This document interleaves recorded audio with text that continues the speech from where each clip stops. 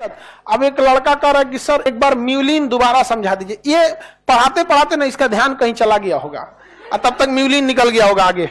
अरे गधा, म्यूलिन में तो कुछ समझना ही नहीं, भोजन को चिपचिपा कर देता ताकि फ्रिक्शन कम हो, घोटने में आसानी हो। यही हाल होता है लड़का सबका। पढ़ते पढ़ते अचानक याद आ जाता होगा उस सबको। हाँ? अच्छा, मैसेज आया होगा, ओहो देखो ये एकदम, हम क्या कहेंगे, नॉलेज के साथ साथ अनुभव भी जरूरी है। माया बताइए, अब उसको रोक भी नहीं सकता क्योंकि नेट बंद कीजिएगा तो फिर क्लास कैसे चलेगा। लड़की सब काहे डिस्टर्ब करती है इस लड़का को।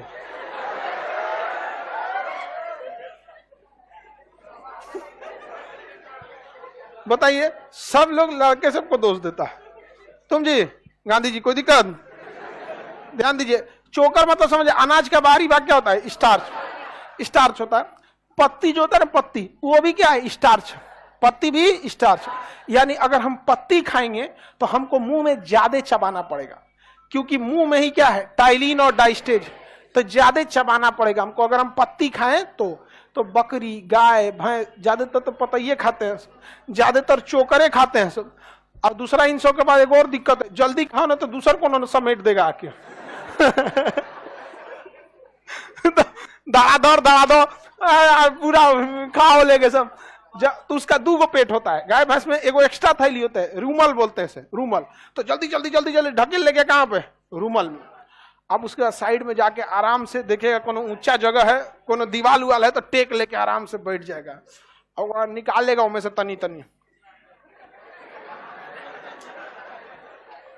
जितना ज्यादा खैले रहेगा उतना ज्यादा कौरी करेगा। समझ में आ गया कि नहीं? उसको जुगाली या कौरी बोलते हैं लोग। हाँ, पाकुरी, जो भी आपको बोलते रहिए आप, जुगाली करते रहता है। जो जितना खाएगा उतना ज्यादा करेगा। सबसे हुमच के खाती है भैंस। भैंस 3 घंटा तक जुगाली करेगी और उसका सफेद सफेद टपकते रह गया। कोई भैंस को मतलब ही नहीं रहा, उसकी अपनी दुनिया है। कोई मतलब नहीं, उसको दुनियादारी से कोई मतलब नहीं। आराम से अपना भर पेट खा गई। उसके बाद जब वो पेट में चला जाएगा तो उससे उसको डबल फायदा है। एक, मुंह से पाचन की क्रिया भी बहुत ज्यादा होगी। तो पेट में गाय भैंस के रूमल। अब गाय भैंस के साथ समस्या ये है ना कि आप तो उसको छोड़ा हुआ खाना देते हैं, एकदम फालतू जो हो जाता है जानवरों को, उसमें से उन बेचारों में कंपटीशन है, दूसरा खा जाएगा। तो जल्दबाजी में कभी कभी वो लोग ना कांटी, कील, लोहा का ये भी खा जाते हैं। और घोटने का तो घोट गया, लेकिन बाई नेचर देखिए कितना अच्छा व्यवस्था। उसके पेट में नहीं गया है, कहां गया है? रूमल में गया है। कहां गया है? रूमल। और जब वो रूमल में चला जाएगा ना, तो जब जैसे वो वापस खींचेगा उसको तो वो कांटी चुभने लगेगा, तो खींचवे नहीं करेगा उसको। अब ढकेलेगा पीछे तो फिर कांटी चुभेगा, क्योंकि कांटी भारी होता है, सबसे नीचे चला जाएगा। यहाँ पे खींचेगा, अब बेचारा जानवर क्या करेगा? खाना छोड़ देगा। और जब खाना छोड़ देगा तो जानवर का अगला पैर जो है ना, वो थोड़ा दूर हो जाएगा, ऐसे हल्का दूरी बन जाएगी। और ये इतना टाइट हो जाएगा गर्दन, आप देखिए, आपको कहीं एक पिन चुभ जाए, अब जब वो पकने के कगार पे होता है तो एकदम टाइट हो जाता है और हल्का सा इसे लगता है तो आदमी पूरा दहल जाता है। सोचिए बेचारी का तो इंटरनल ऑर्गन में उतना लगा। एक नॉर्मल सा ऑपरेशन होता है रूमल ऑपरेशन। इंजेक्शन दे के डॉक्टर गाय भैंस को शून्य कर देता है, एक बड़ा सा चीरा लगाता है और हाथ डाल के पूरा जो गाय भैंस जो घास भूसा खाई है उसको निकालता है बाहर और उसमें देखता है कहाँ कुछ है। जब देख लेता है तो उसमें कांटी उटी निकाल के हटा देता है, फिर उसको साफ कर देता है। फिर दोबारा देखा जाता है कि इसमें और तो कोई कांटी नहीं है, फिर उसको वापस भर दिया जाता है। क्योंकि अगर वापस नहीं भरेंगे, ऐसे ही सील देंगे तो जैसे उसको शॉक लग जाएगा, बॉडी में अचानक कमी हो जाएगी, क्योंकि वो तो डरी है, खाएगी है ये नहीं कुछ, उसको लगेगा अभी भी डर, और तो वापस उसी में भर दिया जाता है। और ये ऑपरेशन मतलब भैंस को खड़े खड़े कर दिया जाता है। जैसे ही ऑपरेशन सही हो जाता है, ठीक हो जाता है। हमारे देश में ऐसी समस्याएं हैं ना, लोग दूसरों का मजाक बहुत उड़ाते हैं। जो एमबीबीएस डॉक्टर है, जो हार्ट का डॉक्टर है, ब्रेन का डॉक्टर, उसकी तो बहुत रिस्पेक्ट करते हैं। जानवरों को डॉक्टर कहते हैं, दूर पाड़ा का डॉक्टर है, अजब हाल है। वो वेटनरी डॉक्टर है वो एक बहुत ही महान काम कर रहा है। उसे पता है कि जिसका यह इलाज कर रहा है वो पैसा रुपया जानता ही नहीं है। जिस जानवर का इलाज कर रहा है पैसा नहीं दे सकता है। वो डॉक्टर एक डॉक्टरी पेशा के साथ वेटनरी डॉक्टर एक बहुत महान काम कर रहा है।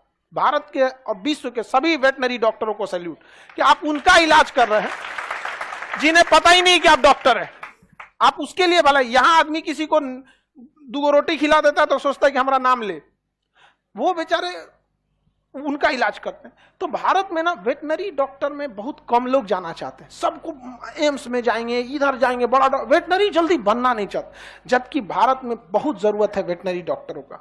हर गांव में एक वेटनरी सर्जन होना चाहिए, हर गांव में वेटनरी सर्जन नहीं। उस गांव में कैसे अपने पशुओं को रख दिया, किसके भरोसे? यहां पर केवल नेतागिरी में है कि चुनाव में जानवर सब का भी अहमियत बढ़ जाता है, वरना उन बेचारों की जिंदगी देखिए कितनी खराब है। तो एक वेटनरी डॉक्टर वहां होना चाहिए, बहुत जरूरी है। वहां गांव में पशु ऐसे हजारों पशु प्रतिदिन मरते हैं कि गांव के आदमी को पता ही नहीं कि खाना खाना छोड़ दिया, कहेगा एकदम टाइट हो गया ये, अरे बेचारा 10 दिन में मरेगा जानवर। छोटा सा प्रॉब्लम था, छोटा सा, उसका ब्लड भी नहीं निकलता। जब ऑपरेशन करेगा ना, हल्का सा चमड़ा चीरने में ब्लड निकलेगा, रूमल तो खाली जगह होता है, निकाल के हाथ से ऐसे ऑपरेशन करके कर देता है, तुरंत सही हो जाता है। तो ये गाय भैंस में ये ज्यादा समस्या। गवर्नमेंट को इस सबसे मतलब थोड़ी है। गवर्नमेंट को मतलब कब रहता है? जब ये गाय भैंस भी वोट डालने जाते तो लंपी का तुरंत वैक्सीन निकल जाता, जैसे कोरोना का निकला था। लेकिन क्या कीजिएगा, गाय का वोट नहीं ना होता है, गाय भैंस जानवर वोट नहीं डालते हैं सर। डालते सब ना तो इनका भी नेतवा सुनता सर, एटलीस्ट हम लोग का चुनाव के टाइम तो सुनता है सर, उसके बाद बाढ़ में जाए।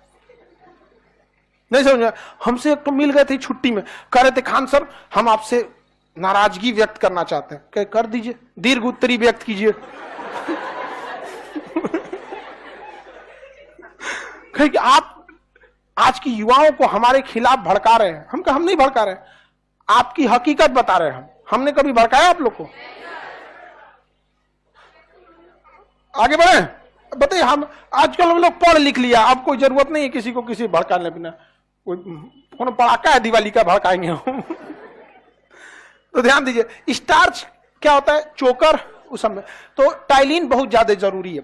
तो भोजन में आप लोग जब अच्छा मैदा खा जाइए, ऐसे टाइलिन की कुछ खा जरूरत नहीं है, क्योंकि उसमें स्टार्च तो बहुत कम है। तो स्टार्च की मात्रा का होना जरूरी रहता है भोजन में। वो पानी को एब्जॉर्ब करता है, आपके शरीर में पानी का रहना जरूरी है। मैदा पानी उतना नहीं सोख पाएगा जितना आटा, और आटा से ज्यादा पानी सोखेगा उसका चोकर। उसका जो चोकर होता है, स्टार्च बड़ा जबरदस्त पानी सोख लेता है, चोकर में देखिएगा ना पानी खूब अच्छा से सोख लेगा। तो बताइए, जो पाचन की क्रिया चालू होती है वो आहार नाल के किस जगह से शुरू हो जाता है? मुख गुहा। मुख गुहा में क्या जीभ पाचन का काम करता है? नहीं। दांत पाचन का करेगा। अरे दांतवे तो तूड़ा ना, तो खड़े रोटियां घोट जाइए ना, तनी स्टार्च मिला के पचेगा। अरे उसको पहले कूचिएगा, तब ना कूच के उसमें 3-4 बार पलटना मारिएगा उसमें जीभ से।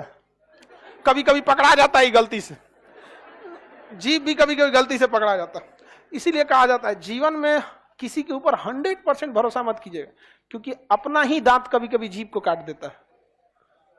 तो 100% किसी पे आंख बंद करके भरोसा नहीं। और आप लोग तो बहुत कम में भरोसा कीजिएगा, लड़की लोग खास करके खचरा सब पे।